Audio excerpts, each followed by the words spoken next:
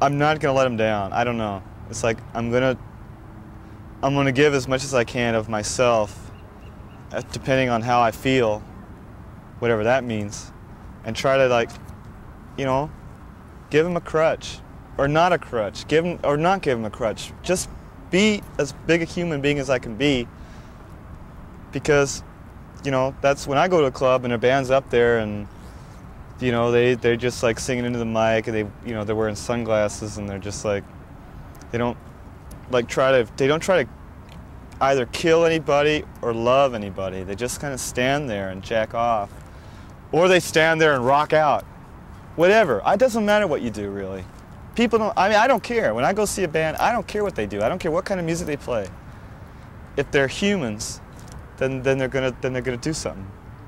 They're gonna make the air move a little bit, and make the moment change, and maybe because the best bands you leave feeling so good, and it's only like 1 minute out of their whole 40 boring minutes worth of music that clicks, and you go like, fuck yeah. And that's what I hope we do sometimes. Mm-hmm. Although we despair of doing that because it's really hard, and it's a random chance kind of thing, whether you do it or not. It's like making love to somebody. You know, you never know at that moment when you're singing or when you're performing. You never know if you're really doing it. You just in a dream, you just do it.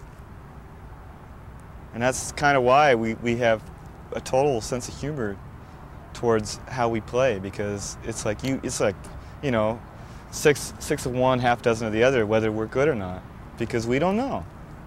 Who knows? It's a moment. So live, it's real important to us, actually, even though live is usually this chaos, and usually I just come across being this total wimp, because I'm on the side of the wimp. You know, I'm not on the side of the rock star. I'm on the side of the dumb, bald-in shit face out in the crowd. That's really who I want to sing for. The loser. Because a lot of people perceive me that way, so. Okay, now I want to ask some more Also, about, I want a Miller beer. Never mind. I want $2,000 from them. I don't think they market to wimps, but No, you're right. They may actually pay you to suppress this tape. I want to talk about the songs on the album some more. Just we talked about Bad Liquor and Laughing Stock. Just some more of the songs that are your favorites, and tell a little bit. Well, Last Harbor about them. is probably the best song I wrote. I thought it's the easiest song too. It's just like a real, I went through. That's about me and vacations. That's about how to deal with a vacation. That's what that song's about. Last Harbor. How to deal with a vacation? Yeah. Which vacation of yours was this inspired by? This particular one was a Christmas vacation. 2. That's all I'm going to say about Last Harbor. All right, next song. Lonely is a true story about tangled love.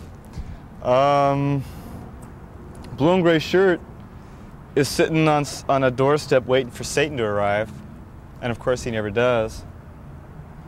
And that's the shirt you would wear while you're waiting for Satan, right? That's the shirt I would wear while waiting for any good thing. Mm-hmm. That's an actual shirt you have, right? Yeah, that's a shirt I have ripped and rended, and have sewn it back together again, and I still have it. It's like a security blanket sort of Yeah, thing. absolutely, yeah. Me and Schroeder. How long have you had it? Oh, not very long. I bought it at Community Thrift, about 2 years ago. So maybe it was someone else's security No, it's a nice blanket shirt. first. It's blue and gray, and that's the color of the dawn. Blue and gray. That's why. Unless, of course, you're in some really expensive place, and then the dawn is yellow and turquoise and pink and salmon pink. Mm-hmm. Like Nordstrom's. Nordstrom's. Mm-hmm. Okay, what else on the album? What else on the album? What other songs are there?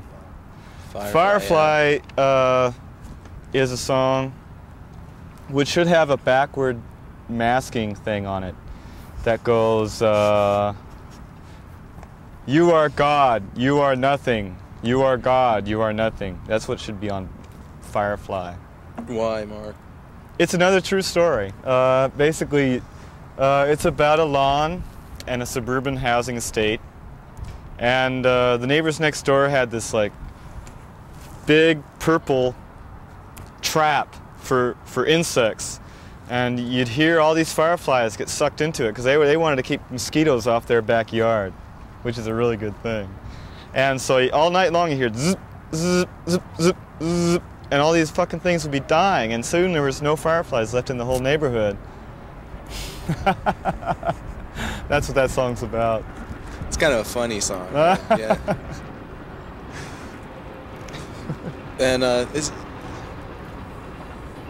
what else is on the record? Is Ember's Boneyard on the record? Ember's Boneyard didn't make it to the record. Tell us about Ember's Boneyard. Okay, anyway. Ember's Boneyard was a truck stop, was Ember's restaurant in Minneapolis, where we stopped at 2 a.m. because we couldn't find the number of the person we were going to stay with that night. And we ended up staying in the Starlight Motel. Ember's restaurant, and everybody in Ember's restaurant was insane. And at the next table there was this guy and this other guy sitting there talking to each other. And they were obviously on speed or coke because their table was strewn with everything that was ever in their wallets. And they were talking about everything in their wallets, and really they were talking in this really like way, you know, like, I'll tell you everything about my life. I will. And basically the guy was saying he had a wife and kids and he had a house that he built with his own hands. And then they took the wife, the kids, and the house away from him. And then he started saying in a really loud voice, and I'm not making it, Joe. John, yeah, John, which is my father's name. I'm not making it, John. I'm not making it, John. And then Woody left and Woody said, yeah, Ember's Boneyard. That's what that song's about. I'm not making it, John. Okay. No. I don't think I've ever heard you play that song. We've never actually. played that song. It's legendary though. It's one of those things. Remember, it's legendary. It's notorious. Okay, how about Pale Skinny Girl? That's another song. Pale Skinny Girl is another true story, where there was a place called Triangle Furniture, and we stopped to fill our ugly van with gas. It's a Dodge Sportsman.